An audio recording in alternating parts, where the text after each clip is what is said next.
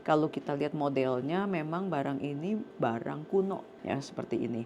Jadi ini peninggalan dari ibunya dan ibunya itu juga peninggalan dari ibunya lagi. Jadi banyak sekali fluorescent yang memang mirip-mirip tapi bukan berarti harus lab grown. Halo, ketemu saya lagi dengan Sumarni Paramita. Ada yang bawa ke saya, dia ada peninggalan dari orang tuanya. Kemudian apakah bisa dibuatkan sertifikat atau enggak? Dia mau tahu dulu kadarnya seperti apa dan harga jualnya seperti gimana. Ternyata berupa gelang. Kalau kita lihat modelnya memang barang ini barang kuno ya seperti ini. Jadi ini peninggalan dari ibunya dan ibunya itu juga peninggalan dari ibunya lagi ya.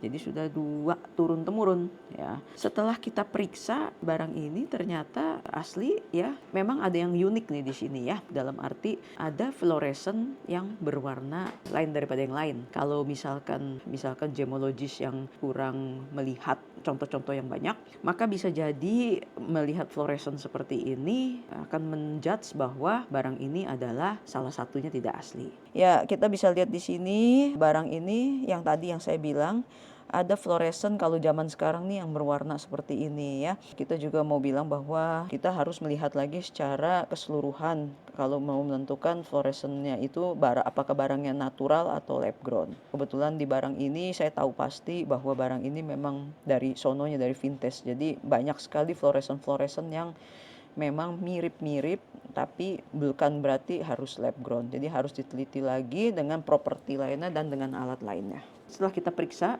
dan kita lihat kadarnya, ini adalah warna di GHI ya. Jadi warnanya itu lumayan putih ya untuk kategori seperti ini dan cacatnya juga hanya sebagai VVS. Jadi boleh dibilang ini termasuk bersih. Ini baru kita ukur timbangannya kira-kira berapa menggunakan rumus. Karena apa? Karena barang ini dalam keadaan terikat. Nggak mungkin kita pretelin satu-satu ya rusak ya. Kecuali orangnya sudah bilang oh tidak mau dipakai lagi dan ini mau dipretel, baru kita buka satu-satu baru ditimbang ya. Setelah kita ukur pakai rumus, ini satu bijinya kira-kira ada yang 0,20 dan 0,25. Kurang lebih ini kan ada beberapa butir, setelah kita hitung totali ada 2,7 karat.